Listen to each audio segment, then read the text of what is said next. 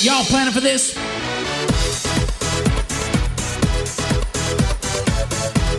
Hello, everyone. Welcome to another episode of Reading Time with Jarvis. Over the last 17 years or so of my career, I've read more than 300 business books. In fact, early in my career, I was quite proud that I read or reviewed some 10,000 pages of information every year.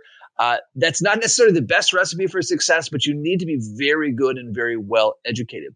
In those 300 books, or 300 books and counting, there were two books that were so good that they scared me. Now, this is not non-fiction books, right? That's a different story. Two books so good that they scared me. One is Words That Work by Frank Luntz, and we'll cover that in another episode. But the other, which I reread recently, is the book Influence by Robert Cialdini, Cialdini. I hope I'm saying that right. And this book about sales and influencing people, again, is so good that it's scary. So not only does Robert have an extensive background in the academic world, he actually went out and worked with, undercover, some of the best salespeople in the world in all sorts of different industries. And so he's got both the academic approach, kind of the theory on why this works and how our brain can be exploited, but also the in the trenches. How does a used car salesman sell this? How does a timeshare person get people to buy those? He even gives an example that he got a job with a home security system sales company and was able to job shadow the top salesman in the company.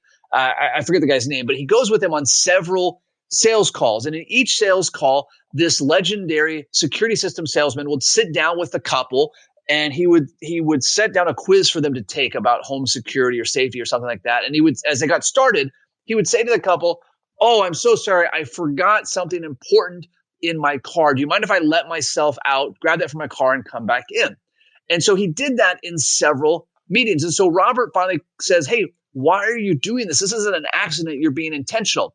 And the guy initially put him off, but eventually Robert got out of him that the reason he does that is that you only let friends come and go from your house without having to knock on the door or be able to let themselves in and out. And so this sales guy, by virtue of forgetting something in his car, was getting the person to give him permission to come and go from his house as they pleased, which put him in their mind in the friend category, the trusted friend category. Now, you might be thinking, my goodness, that's very manipulative. That's very salesy, right? Whatever that is. And that may or may not be true, right? But the thing is, there are incredibly powerful strategies for influence out there. And I know that a lot of advisors listening to this are saying, "Wait, Matthew, stop right there. Stop right there. I am not a salesperson. I am a financial advisor. I'm a comprehensive wealth manager. I'm a fiduciary, blah, blah, blah, blah, blah." At the end of the day, all of us, not just financial advisors, every person in every field all the time is selling the other person on believing what they are saying, on trying to get them to do what it is they want to do. And you can either be good at communicating, and if you're doing this with a noble intention, awesome.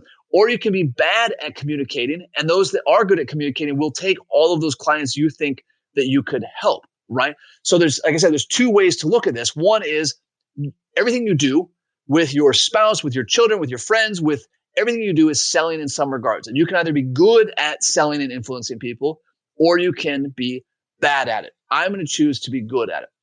Number two, your competition, financial advisors that you might deem as less than honorable, are using these techniques to take clients and abusing them, or selling them things they don't need, or giving them bad financial advice, or selling them timeshares, or whatever other thing you think is evil in the world.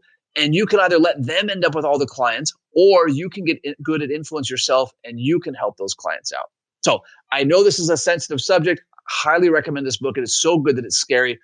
3 key takeaways. Takeaway number 1, every single thing you do in your practice or in your personal life is either improving, or it's either strengthening your ability to influence people, or it's weakening your ability to influence people. This can be things as small as the color of paper you're using in your office.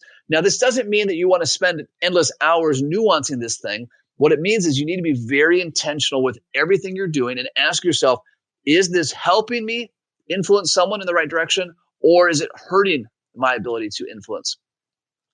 Takeaway number 2, the human mind, including yours and mine, is very easily exploited. We have tons of cognitive biases that we all think we don't have, but we do. And in this book, Robert outlines several things that you can do to be aware of when your own cognitive biases are being exploited. In other words, how to protect yourself against undue influence.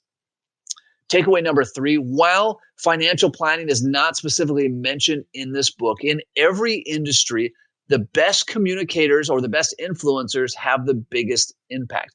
If you want to have a large or disproportionate impact on our industry, hopefully for good, this is a book that you'll want to read, because the better you get at communicating, the more clients you can help, and the more likely those clients are to follow your advice. So, in the immortal words of Nacho Libre, go away, read some books. Hold on before we go. Something that you need to know. This isn't tax, legal, or investment advice. That isn't our intent. Information designed to change lives. Financial planning can make you thrive. Start today, don't think twice.